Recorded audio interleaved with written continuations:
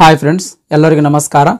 ಭಾರತೀಯ ಅಂಚೆ ಇಲಾಖೆಯಲ್ಲಿ ಖಾಲಿ ಇರುವ GDS ಅಂದ್ರೆ ಗ್ರಾಮೀಣ ಡಾಕ್ ಸೇವಕ್ ಹುದ್ದೆಗಳ ನೇಮಕಾತಿಗಾಗಿ ಈಗಾಗಲೇ ಅಧಿಸೂಚನೆ ಹೊರಡಿಸಿರುವಂಥದ್ದು.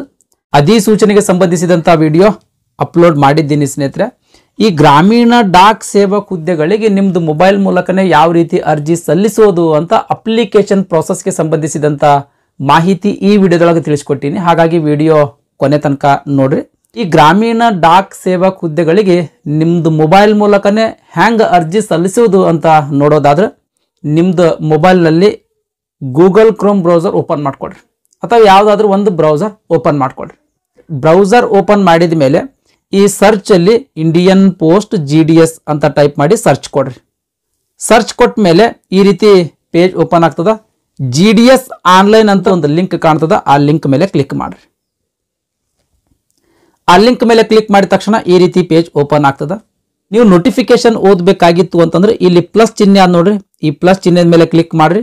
ಈ ರೀತಿ 3 ಆಪ್ಷನ್ಸ್ ಬರ್ತಾವ. ಇಲ್ಲಿ ಡಿಸ್ಕ್ರಿಪ್ಟಿವ್ ನೋಟಿಫಿಕೇಶನ್ ಅಂತ ಕಾಣ್ತದ.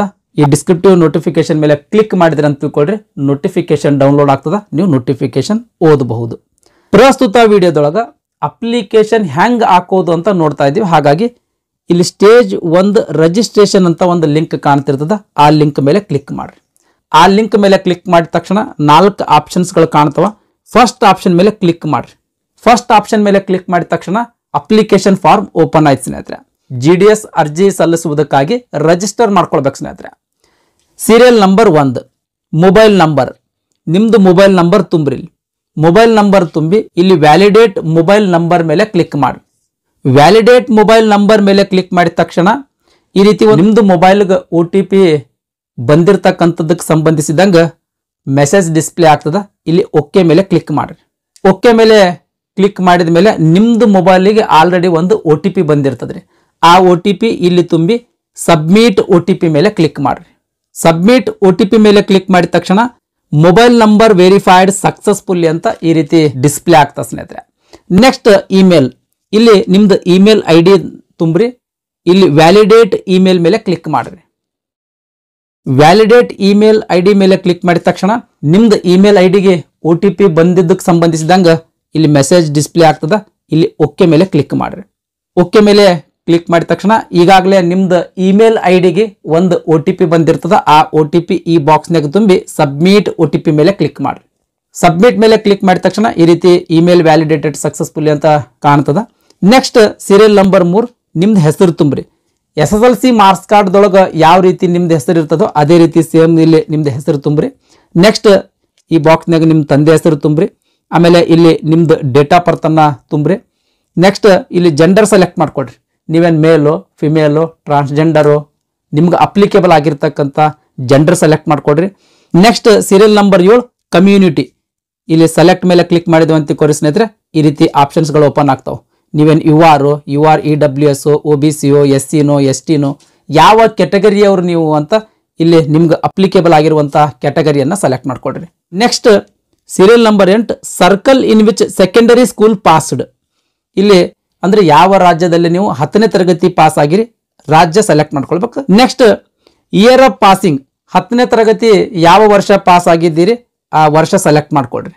ನೆಕ್ಸ್ಟ್ ಈ ಕ್ಯಾಪ್ಚಾ ಕೂಡ ಈ ಬಾಕ್ಸ್ನಾಗ ತುಂಬಿ ಸಬ್ಮಿಟ್ ಮೇಲೆ ಕ್ಲಿಕ್ ಮಾಡ್ರಿ. ಸಬ್ಮಿಟ್ ಮೇಲೆ ಕ್ಲಿಕ್ ಮಾಡಿದ ತಕ್ಷಣ ಈ ರೀತಿ ಮೆಸೇಜ್ ಡಿಸ್ಪ್ಲೇ ಆಗ್ತದ. ನೆಕ್ಸ್ಟ್ ಓಕೆ ಮೇಲೆ ಕ್ಲಿಕ್ ಮಾಡ್ರಿ. ಓಕೆ ಮೇಲೆ ಕ್ಲಿಕ್ ಮಾಡಿದ ತಕ್ಷಣ ಈ ರೀತಿ ಪೇಜ್ ಓಪನ್ ಆಗ್ತದ. ಅಪ್ಲಿಕೇಶನ್ ಸ್ಟೇಜ್ 1 ಇಲ್ಲಿ ಕಂಪ್ಲೀಟ್ ಆಯ್ತು ಸ್ನೇಹಿತರೆ. ನೆಕ್ಸ್ಟ್ ಅಪ್ಲಿಕೇಶನ್ ಕಂಟಿನ್ಯೂ ಮಾಡಬೇಕು. ಸೀರಿಯಲ್ ನಂಬರ್ 10ರಲ್ಲಿ ನಿಮ್ದು ಆಧಾರ್ ಕಾರ್ಡ್ ನಂಬರ್ ತುಂಬ್ರಿ. ಸೀರಿಯಲ್ ನಂಬರ್ 11ರಲ್ಲಿ are you a person with disability, ಅಂದ್ರೆ ನೀವು ಅಂಗವಿಕಲ ಅಭ್ಯರ್ಥಿ ಅನ್ನುವಂತ ಕೇಳಿರುವಂತದ್ದು.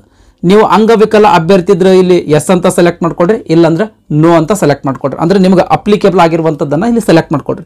ಇನ್ ಕೇಸ್ ಎಸ್ ಅಂತ ಸೆಲೆಕ್ಟ್ ಮಾಡ್ಕೊಂಡಿರಿ ಅಂತ ತಿಳ್ಕೊಡ್ರಿ. ಇಲ್ಲಿ ಟೈಪ್ಸ್ ಆಫ್ ಡಿಸಬಿಲಿಟಿ ಕೇಳ್ತದ, ಅಂದ್ರೆ ಯಾವ ವಿಧದ ಅಂಗವಿಕಲರು ನೀವು ಅದನ್ನಲ್ಲಿ ಸೆಲೆಕ್ಟ್ ಮಾಡ್ಕೊಳ್ಬೇಕು. ಅಂದ್ರೆ ನೀವೇನು ಕ್ಯಾಟಗರಿ ಏನೋ, ಕ್ಯಾಟಗರಿ ಬಿನೋ, ಕ್ಯಾಟಗರಿ ಸಿನೋ, ಕ್ಯಾಟಗರಿ ಡಿನೋ ಅಥವಾ ಕ್ಯಾಟಗರಿ ಇನೋ, ಯಾವುದು ನೀವು ಯಾವ ವಿಧದ ಅಂಗವಿಕಲರು ಅಂತ ಸೆಲೆಕ್ಟ್ ಮಾಡ್ಕೊಳ್ಬೇಕು. ಈ ಕ್ಯಾಟಗರಿ ಎ ಅಂದ್ರೆ ಏನು, ಕ್ಯಾಟಗರಿ ಬಿ ಅಂದ್ರೆ ಏನು ಅಂತ ನಿಮ್ಗೆ ಗೊತ್ತಿಲ್ಲಲ್ಲ ಅಂತ ತಿಳ್ಕೊಳ್ರಿ. ಜಸ್ಟ್ ಕ್ಯಾಟಗರಿ ಎ ಅಂತ ಸೆಲೆಕ್ಟ್ ಮಾಡ್ಕೊಡ್ರಿ.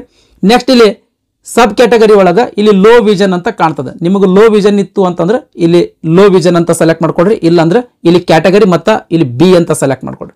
ಬಿ ಅಂತ ಸೆಲೆಕ್ಟ್ ಮಾಡ್ಕೊಂಡ್ಮೇಲೆ ಸಬ್ ಕ್ಯಾಟಗರಿ ಒಳಗೆ ಇಲ್ಲಿ ಕಾಣ್ತದೆ ಸ್ನೇಹಿತರೆ. ಅದೇ ರೀತಿ ನೀವು ಪ್ರತಿಯೊಂದನ್ನ ಚೆಕ್ ಮಾಡ್ರಿ ಸ್ನೇಹಿತರೆ. ಯಾವ ವಿಧದ ಅಂಗವಿಕಲರು ಅಂತ ಇಲ್ಲಿ ಕಾಣ್ತದ ಅದನ್ನ ಇಲ್ಲಿ ಸೆಲೆಕ್ಟ್ ಮಾಡ್ಕೊಳ್ಬೇಕು ಸ್ನೇಹಿತರೆ. ಇನ್ ಕೇಸ್ ನೀವು ಅಂಗವಿಕಲ ಅಭ್ಯರ್ಥಿ ಇರಲಿಲ್ಲ ಅಂತಂದ್ರೆ ಜಸ್ಟ್ ಇಲ್ಲಿ ನೋ ಅಂತ ಸೆಲೆಕ್ಟ್ ಮಾಡ್ಕೊಡ್ರಿ. ನೆಕ್ಸ್ಟ್ ಏನು ಕೇಳೋದಿಲ್ಲ ಸ್ನೇಹಿತರೆ.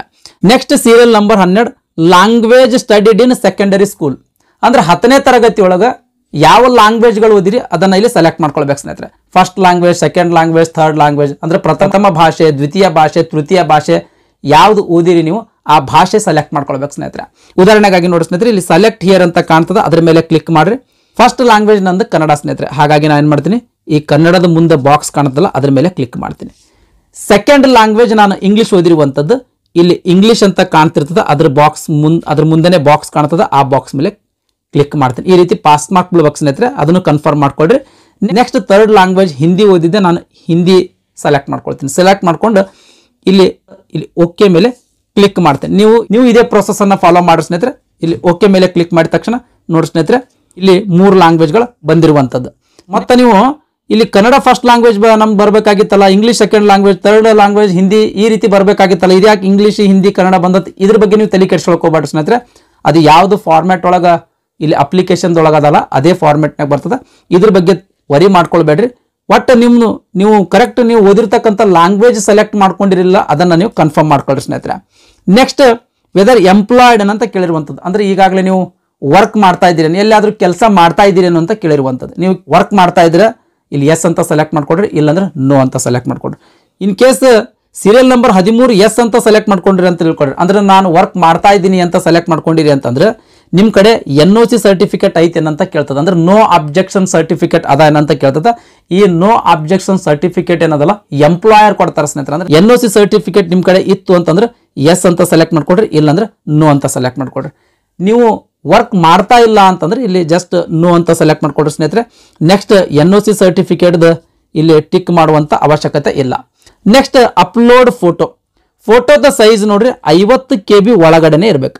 ಫೋಟೋದ ಸೈಜ್ 50 KB ಒಳಗಡೆನೆ ಇರಬೇಕು. ನೆಕ್ಸ್ಟ್ ಸಿಗ್ನೇಚರ್ ಸೈಜ್ 20 KB ಒಳಗಡೆನೆ ಇರಬೇಕು ಸ್ನೇಹಿತರೆ. ಇವಾಗ ಈ ಫೋಟೋ ಮತ್ತು ಸಿಗ್ನೇಚರ್ ರೀಸೈಜ್ ಮಾಡೋದು ಹ್ಯಾಂಗ್, ಆಮೇಲೆ ಅಪ್ಲೋಡ್ ಮಾಡೋದು ಹ್ಯಾಂಗ್ ಅಂತ ಅನ್ನೋದ್ರ ಬಗ್ಗೆ ನೋಡೋದಾದ್ರೆ ಈ ಬ್ರೌಸರ್ದೊಳಗ ಇಲ್ಲಿ ನ್ಯೂ ಟ್ಯಾಬ್ ಅಂತ ಕಾಣ್ತಿರ್ತದ, ಪ್ಲಸ್ ಚಿಹ್ನೆ ಕಾಣ್ತಿರ್ತದ, ಅದ್ರ ಮೇಲೆ ಕ್ಲಿಕ್ ಮಾಡ್ಕೊಡ್ರಿ ಸ್ನೇಹಿತರೆ. PI7 ಇಮೇಜ್ ಟೂಲ್ ಅಂತ ಸರ್ಚ್ ಮಾಡ್ರಿ. ಇಲ್ಲಿ ಕಾಣ್ತದ ನೋಡ್ರಿ, PI7 ಇಮೇಜ್ ಟೂಲ್ ಅಂತ ಕಾಣ್ತದಲ್ಲ ಅದ್ರ ಮೇಲೆ ಕ್ಲಿಕ್ ಮಾಡ್ರಿ. ಕ್ಲಿಕ್ ಮಾಡಿದ ತಕ್ಷಣ ಈ ರೀತಿ ಪೇಜ್ ಓಪನ್ ಆಗ್ತದ. ಇಲ್ಲಿ ಫಸ್ಟ್ಗೆ PI7 ಇಮೇಜ್ ಟೂಲ್ ಲಿಂಕ್ ಕಾಣ್ತದ, ಆ ಲಿಂಕ್ ಮೇಲೆ ಕ್ಲಿಕ್ ಮಾಡ್ರಿ. ಆ ಲಿಂಕ್ ಮೇಲೆ ಕ್ಲಿಕ್ ಮಾಡಿದ ತಕ್ಷಣ ಈ ರೀತಿ ಪೇಜ್ ಓಪನ್ ಆಗ್ತದ. ಇಲ್ಲಿ ರೆಡ್ಯೂಸ್ ಇಮೇಜ್ ಸೈಜ್ ಇನ್ KB ಅಂತ ಕಾಣ್ತಿರ್ತದ, ಅದ್ರ ಮೇಲೆ ಕ್ಲಿಕ್ ಮಾಡ್ರಿ. ಅದ್ರ ಮೇಲೆ ಕ್ಲಿಕ್ ಮಾಡಿದ ತಕ್ಷಣ ಈ ರೀತಿ ಪೇಜ್ ಓಪನ್ ಆಗ್ತದ. ಇಲ್ಲಿ ಸೆಲೆಕ್ಟ್ ಇಮೇಜ್ ಮೇಲೆ ಕ್ಲಿಕ್ ಮಾಡ್ರಿ. ಇಲ್ಲಿ 3 ಡಾಟ್ಸ್ ಅದ ನೋಡ್ರಿ, ಆ ಡಾಟ್ಸ್ ಮೇಲೆ ಕ್ಲಿಕ್ ಮಾಡ್ರಿ. ನೆಕ್ಸ್ಟ್ ಬ್ರೌಸ್ ಮೇಲೆ ಕ್ಲಿಕ್ ಮಾಡ್ರಿ. ನೆಕ್ಸ್ಟ್ ರೀಸೆಂಟ್ ಮೇಲೆ ಕ್ಲಿಕ್ ಮಾಡ್ರಿ. ಇಲ್ಲಿ ಗ್ಯಾಲರಿ ಮೇಲೆ ಕ್ಲಿಕ್ ಮಾಡ್ರಿ. ಗ್ಯಾಲರಿ ಮೇಲೆ ಕ್ಲಿಕ್ ಮಾಡಿದ ತಕ್ಷಣ ನಿಮ್ದು ಗ್ಯಾಲರಿಯಲ್ಲಿರುವಂತ ಎಲ್ಲಾ ಫೋಲ್ಡರ್ಗಳು ಕಾಣ್ತಾವ್ರಿ. ಯಾವ್ದು ಫೋಲ್ಡರ್ದೊಳಗೆ ನಿಮ್ದು ಫೋಟೋ ಮತ್ತು ಸಿಗ್ನೇಚರ್ ಸೇವ್ ಮಾಡ್ಕೊಂಡು ಇಟ್ಕೊಂಡಿರ್ತೀರಲ್ರಿ ಆ ಫೋಲ್ಡರ್ ಓಪನ್ ಮಾಡ್ಕೊಡ್ರಿ. ಉದಾಹರಣೆಗಾಗಿ ನೋಡ್ರಿ, ನಾನು GDS ಅಂತ ಒಂದು ಫೋಲ್ಡರ್ ಮಾಡೀನಿ. ಈ ಫೋಲ್ಡರ್ದೊಳಗೆ ನನ್ನ ಫೋಟೋ ಮತ್ತು ಸಿಗ್ನೇಚರ್ ಸೇವ್ ಮಾಡಿ ಇಟ್ಕೊಂಡಿನಿ. ಹಾಗಾಗಿ ನಾನು GDS ಫೋಲ್ಡರ್ ಓಪನ್ ಮಾಡ್ತೀನಿ. ನೆಕ್ಸ್ಟ್ ಇಲ್ಲಿ ಫೋಟೋ ಕಾಣ್ತಿರ್ತದ, ಆ ಫೋಟೋದ ಮೇಲೆ ಕ್ಲಿಕ್ ಮಾಡ್ತೀನಿ. ಇದೇ ರೀತಿ ನೀವು ಮಾಡ್ರಿ ಸ್ನೇಹಿತರೆ. ಓಕೆ ರೀ, ಕ್ಲಿಕ್ ಮಾಡಿದ ಮೇಲೆ ಇಲ್ಲಿ ನೆಕ್ಸ್ಟ್ ಡನ್ ಆಪ್ಷನ್ ಮೇಲೆ ಕ್ಲಿಕ್ ಮಾಡ್ರಿ. ಡನ್ ಆಪ್ಷನ್ ಮೇಲೆ ಕ್ಲಿಕ್ ಮಾಡಿದ ತಕ್ಷಣ ಫೋಟೋ ಇಂಪೋರ್ಟ್ ಆಯ್ತು ಸ್ನೇಹಿತರೆ. ನೆಕ್ಸ್ಟ್ ಸೈಜ್ 50 KBಕ್ಕಿಂತ ಒಳಗಡೆ ಇರಬೇಕು. ಹಾಗಾಗಿ ನಾನು ಇಲ್ಲಿ ಸೈಜ್ 100 ಏನಾದಲ್ರಿ, ಆ 100 ಇನ್ ಡಿಫಾಲ್ಟ್ ಆಗಿರ್ತದ, ಅದನ್ನ ತೆಗೆದು ನಾನೇನ್ ಮಾಡ್ತೀನಿ 45 KB ಅಂತ ಟೈಪ್ ಮಾಡಿ ಇಲ್ಲಿ ರೆಡ್ಯೂಸ್ ಸೈಜ್ ಮೇಲೆ ಕ್ಲಿಕ್ ಮಾಡ್ತೀನಿ. 50 ಅಂತ ಟೈಪ್ ಮಾಡಬಾರ್ದು ಸ್ನೇಹಿತರೆ, ಅಕ್ಯುರೇಟ್ 50 KB ಇರೋದು ಬೇಡ. ಹಾಗಾಗಿ 45 KB ಅಂತ ಟೈಪ್ ಮಾಡ್ಕೊಂಡು ರೆಡ್ಯೂಸ್ ಸೈಜ್ ಮೇಲೆ ಕ್ಲಿಕ್ ಮಾಡ್ರಿ. ಫೋಟೋದ ಸೈಜ್ 43 KB ಆಯ್ತು. ನೆಕ್ಸ್ಟ್ ಡೌನ್ಲೋಡ್ ಮೇಲೆ ಕ್ಲಿಕ್ ಮಾಡ್ರಿ. ಡೌನ್ಲೋಡ್ ಮೇಲೆ ಕ್ಲಿಕ್ ಮಾಡಿದ ತಕ್ಷಣ ನಿಮ್ದು ಫೋಟೋ ಡೌನ್ಲೋಡ್ ಆಗ್ತದೆ ಸ್ನೇಹಿತರೆ. ನೆಕ್ಸ್ಟ್ ಬ್ರೌಸರ್ ಸ್ವಲ್ಪ ಮಿನಿಮೈಸ್ ಮಾಡ್ಕೊಡ್ರಿ ಸ್ನೇಹಿತರೆ. ಈ ರೀತಿ ಮಿನಿಮೈಸ್ ಮಾಡ್ಕೊಡ್ರಿ. ಗ್ಯಾಲರಿ ಓಪನ್ ಮಾಡ್ಕೊಡ್ರಿ ಸ್ನೇಹಿತರೆ. ಮಿನಿಮೈಸ್ ಮಾಡಿ ಗ್ಯಾಲರಿ ಓಪನ್ ಮಾಡ್ಕೊಡ್ರಿ. ರೀಸೆಂಟ್ ಫೋಲ್ಡರ್ದೊಳಗ ಇವಾಗ ಡೌನ್ಲೋಡ್ ಮಾಡಿರುವಂತ ಫೋಟೋ ಕಾಣ್ತಿರ್ತದೆ ಸ್ನೇಹಿತರೆ.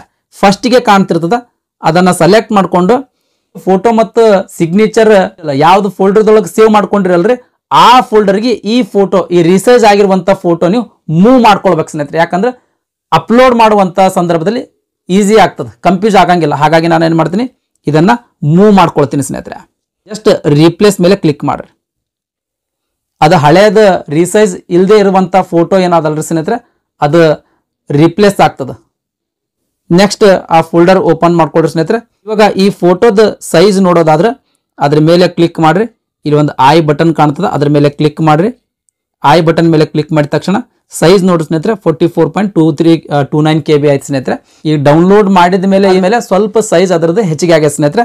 ನಾನು 45 KB ಅಂತ ರೀಸೈಜ್ ಮಾಡ್ಕೊಂಡಿದ್ದೆ, 44.29 KB ಬಂದಿರುವಂಥದ್ದು. ಓಕೆ ರೀ, ಇವಾಗ ನಾವು ಈ ಫೋಟೋ ಅಪ್ಲೋಡ್ ಮಾಡ್ಬೋದು. ಇದೇ ರೀತಿ ನೀವು ಸಿಗ್ನೇಚರ್ ಕೂಡ ರೀಸೈಜ್ ಮಾಡ್ಕೊಡ್ರಿ. ಫೋಟೋ ಮತ್ತು ಸಿಗ್ನೇಚರ್ ರೀಸೈಜ್ ಮಾಡ್ಕೊಂಡ್ಮೇಲೆ ಮತ್ತೆ ನೀವು ಅಪ್ಲಿಕೇಶನ್ ಓಪನ್ ಮಾಡ್ರಿ ಸ್ನೇಹಿತರೆ.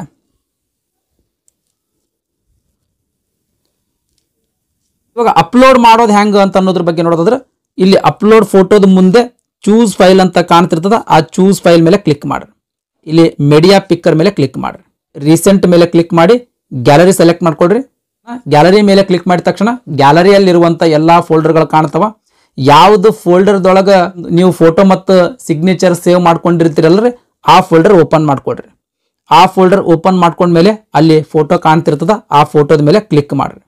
ಆ ಫೋಟೋದ ಮೇಲೆ ಕ್ಲಿಕ್ ಮಾಡಿದ ತಕ್ಷಣ ಫೋಟೋ ಅಪ್ಲೋಡ್ ಆಯ್ತು ಸ್ನೇಹಿತರೆ.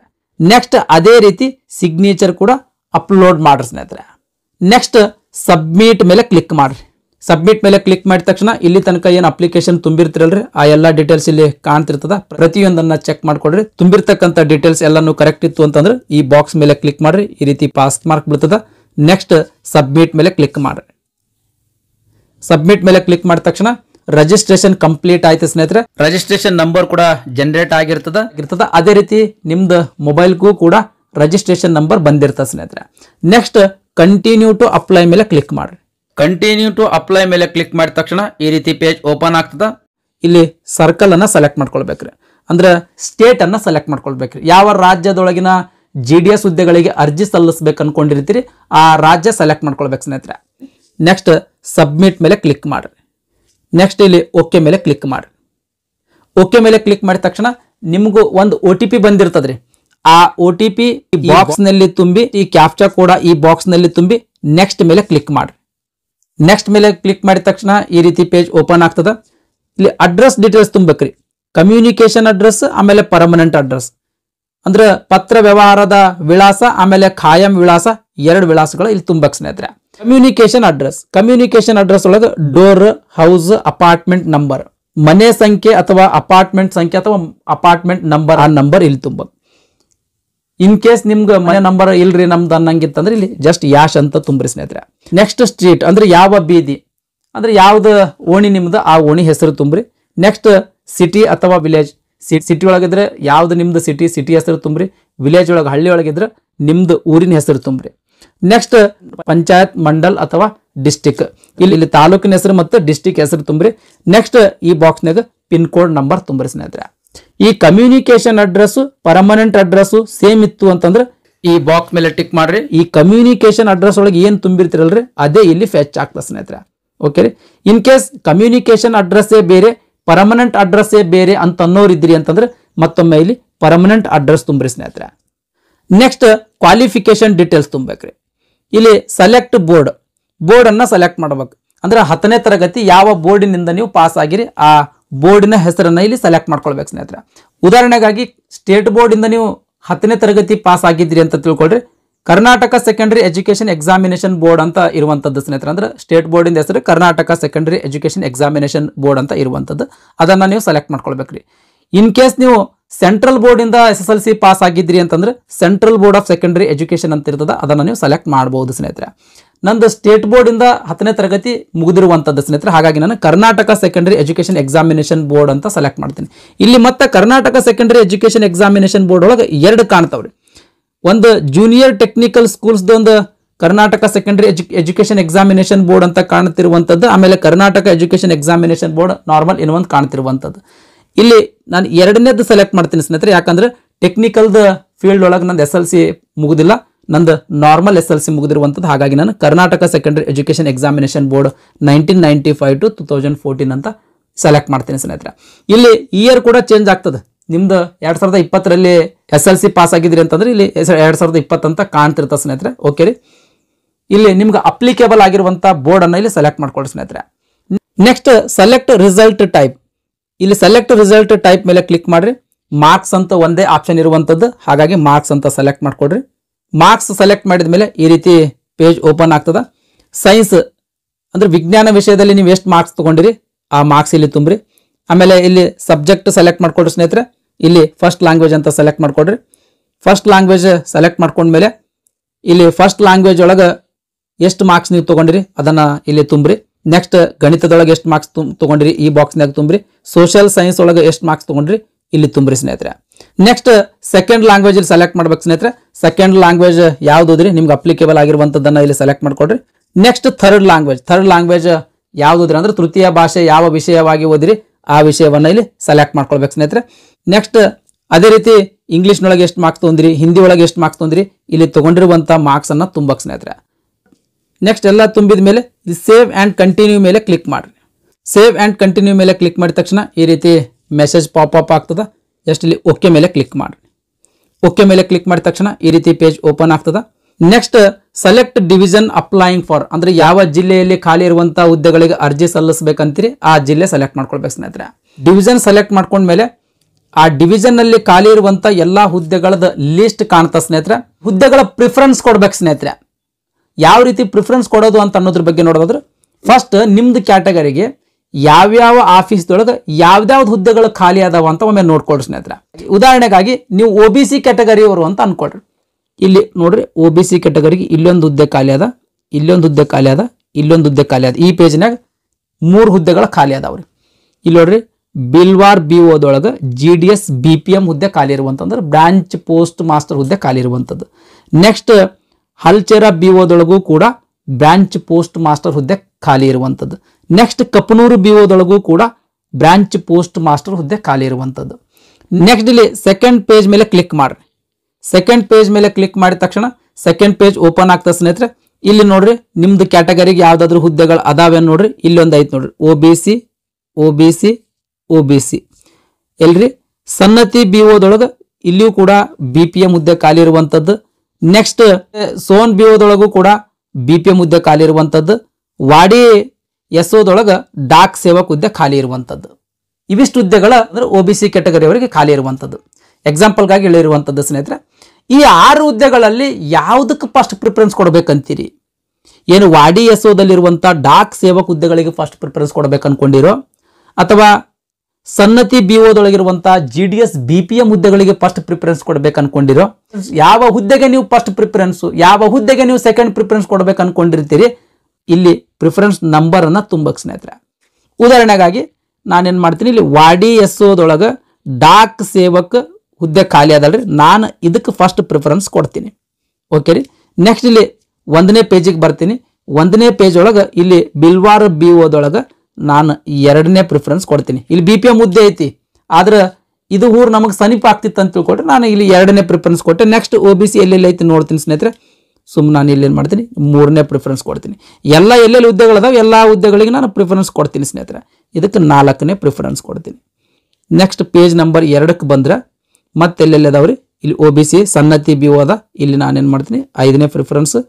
ನೆಕ್ಸ್ಟ್ ಇಲ್ಲಿ ಸೋನ್ BOದೊಳಗೆ ಒಂದಾದ, ಇಲ್ಲಿ ನಾನು 6ನೇ ಪ್ರಿಫರೆನ್ಸ್. ಈ ರೀತಿ ಪ್ರಿಫರೆನ್ಸ್ ಕೊಡ್ಬೇಕು ಸ್ನೇಹಿತರೆ. ಪ್ರಿಫರೆನ್ಸ್ ಎಲ್ಲ ಕೊಟ್ಟು ಆದ್ಮೇಲೆ ಇಲ್ಲಿ ಬಾಕ್ಸ್ ಕಾಣ್ತಾ ಸ್ನೇಹಿತರೆ. ಈ ಬಾಕ್ಸ್ ಮೇಲೆ ಕ್ಲಿಕ್ ಮಾಡ್ರಿ. ಈ ರೀತಿ ಪಾಸ್ ಮಾರ್ಕ್ ಬರ್ತದ. ನೆಕ್ಸ್ಟ್ ಸೇವ್ ಆ್ಯಂಡ್ ಪ್ರೊಸೀಡ್ ಮೇಲೆ ಕ್ಲಿಕ್ ಮಾಡ್ರಿ. ಸೇವ್ ಆ್ಯಂಡ್ ಪ್ರೊಸೀಡ್ ಮೇಲೆ ಕ್ಲಿಕ್ ಮಾಡಿದ ತಕ್ಷಣ ಈ ರೀತಿ ಮೆಸೇಜ್ ಪಾಪ್ ಆಗ್ತದ. ಇಲ್ಲಿ ಓಕೆ ಮೇಲೆ ಕ್ಲಿಕ್ ಮಾಡ್ರಿ. ನೆಕ್ಸ್ಟ್ ಮತ್ತೊಮ್ಮೆ ಓಕೆ ಮೇಲೆ ಕ್ಲಿಕ್ ಮಾಡ್ರಿ. ನೆಕ್ಸ್ಟ್ ಮತ್ತೊಮ್ಮೆ ಓಕೆ ಮೇಲೆ ಕ್ಲಿಕ್ ಮಾಡ್ರಿ. ನೋಡಿ ಸ್ನೇಹಿತರೆ, ನಿಮ್ದು ಅಪ್ಲಿಕೇಶನ್ ಸಕ್ಸಸ್ಫುಲ್ ಆಗಿ ಸಬ್ಮಿಟ್ ಆಯ್ತು. ಇವಾಗ ಪೇಮೆಂಟ್ ಮಾಡ್ಬೇಕ್ರಿ. ಮೇಕ್ ಪೇಮೆಂಟ್ ಮೇಲೆ ಕ್ಲಿಕ್ ಮಾಡ್ರಿ. ಮೇಕ್ ಪೇಮೆಂಟ್ ಮೇಲೆ ಕ್ಲಿಕ್ ಮಾಡಿದ ತಕ್ಷಣ ಈ ರೀತಿ ಪೇಮೆಂಟ್ ಪೇಜ್ ಓಪನ್ ಆಗ್ತದ. ಇಲ್ಲಿ QR ಅಂತ ಒಂದು ಆಪ್ಷನ್ ಕಾಣ್ತಿರ್ತದೆ ಸ್ನೇಹಿತರೆ, ಇದ್ರ ಮೇಲೆ ಕ್ಲಿಕ್ ಮಾಡ್ರಿ. ನೆಕ್ಸ್ಟ್ ಇಲ್ಲಿ ಸೆಲೆಕ್ಟ್ QR ಮೇಲೆ ಕ್ಲಿಕ್ ಮಾಡಿ ಭೀಮ್ UPI ಸೆಲೆಕ್ಟ್ ಮಾಡ್ಕೊಡ್ರಿ. ನೆಕ್ಸ್ಟ್ ಮೇಕ್ ಪೇಮೆಂಟ್ ಮೇಲೆ ಕ್ಲಿಕ್ ಮಾಡ್ರಿ. ಮೇಕ್ ಪೇಮೆಂಟ್ ಮೇಲೆ ಕ್ಲಿಕ್ ಮಾಡಿದ ತಕ್ಷಣ ಈ ರೀತಿ ಬಾರ್ಕೋಡ್ ಓಪನ್ ಆಗ್ತದ. ಈ ಬಾರ್ಕೋಡ್ ಸ್ಕ್ಯಾನ್ ಮಾಡಿ ಪೇಮೆಂಟ್ ಮಾಡ್ರಿ ಸ್ನೇಹಿತರೆ. ನಿಮ್ಮದೇ ಫೋನಿಂದ ಅಪ್ಲಿಕೇಶನ್ ಹಾಕ್ತಾ ಇರೋದ್ರಿಂದ ನೀವು ನಿಮ್ಮದು ಫೋನ್ ಮೂಲಕ ಪೇಮೆಂಟ್ ಮಾಡಬೇಡ್ರಿ. ಯಾರ್ದಾದ್ರೂ ನಿಮ್ಮದು ಫ್ರೆಂಡ್ಸ್ ಮೊಬೈಲ್ ಮೂಲಕ ಈ ಬಾರ್ಕೋಡ್ ಸ್ಕ್ಯಾನ್ ಮಾಡಿ ಪೇಮೆಂಟ್ ಮಾಡ್ರಿ ಸ್ನೇಹಿತರೆ. ಪೇಮೆಂಟ್ ಮಾಡಿದ ಮೇಲೆ ಫೀ ರಿಸಿಟ್ ಜನರೇಟ್ ಆಗ್ತದೆ ರೀ. ಫೀ ರಿಸಿಟ್ ಜನರೇಟ್ ಆಗ್ತದೆ. ಪೇಮೆಂಟ್ ಮಾಡಿದ ಮೇಲೆ ಒಂದು 10 ಸೆಕೆಂಡು 15 ಸೆಕೆಂಡು ವೇಟ್ ಮಾಡ್ರಿ. ವೇಟ್ ಮಾಡಿದ ಮೇಲೆ ಫೀ ರಿಸಿಟ್ ಜನರೇಟ್ ಆಗ್ತದೆ. ಆ ಫೀ ರಿಸಿಟ್ ಡೌನ್ಲೋಡ್ ಮಾಡ್ಕೊಡ್ರಿ. ಫೀ ರಿಸಿಟ್ ಡೌನ್ಲೋಡ್ ಮಾಡ್ಕೊಂಡ್ಮೇಲೆ ಅಪ್ಲಿಕೇಶನ್ ಪ್ರಿಂಟ್ ತೊಗೊಳ್ಳೋದು ಮಾತ್ರ ಮರಿಬೇಡ್ರಿ ಸ್ನೇಹಿತರೆ. ಅಪ್ಲಿಕೇಶನ್ ಡೌನ್ಲೋಡ್ ಮಾಡ್ಕೊಳ್ರಿ. ಅಪ್ಲಿಕೇಶನ್ ಡೌನ್ಲೋಡ್ ಮಾಡಿಕೊಂಡು ಅದನ್ನು ಪ್ರಿಂಟ್ ತೊಗೊಂಡು ಈ ನೇಮಕಾತಿ ಹಂತ ಮುಗಿಯುವ ತನಕ ನಿಮ್ಮ ಕಡೆ ಇಟ್ಕೊಳ್ಬೇಕು ಸ್ನೇಹಿತರೆ. ಇದಿಷ್ಟು ನಿಮ್ಮದು ಮೊಬೈಲ್ ಮೂಲಕನೇ ಈ GDS ಹುದ್ದೆಗಳಿಗೆ ಹ್ಯಾಂಗ್ಸ್ ಅರ್ಜಿ ಸಲ್ಲಿಸಬೇಕಂತ ಅನ್ನೋದಕ್ಕೆ ಸಂಬಂಧಿಸಿದಂಗೆ ಮಾಹಿತಿ ಆಗಿತ್ತು. ಈ ವಿಡಿಯೋ ನಿಮ್ಗೆ ಇಷ್ಟ ಆಗಿತ್ತು ಅಂದರೆ ದಯಮಾಡಿ ಲೈಕ್ ಬಟನ್ ಮೇಲೆ ಪ್ರೆಸ್ ಮಾಡಿರಿ. ಅದೇ ರೀತಿ ನಿಮ್ಮ ಫ್ರೆಂಡ್ಸರಿಗೂ ಕೂಡ ಶೇರ್ ಮಾಡಿರಿ ಅಂತ ವಿನಂತಿಸಿಕೊಳ್ತಾ ಇವತ್ತಿನ ವಿಡಿಯೋ ಮುಗಿಸ್ತಾ ಇದ್ದೀನಿ. ಧನ್ಯವಾದಗಳು.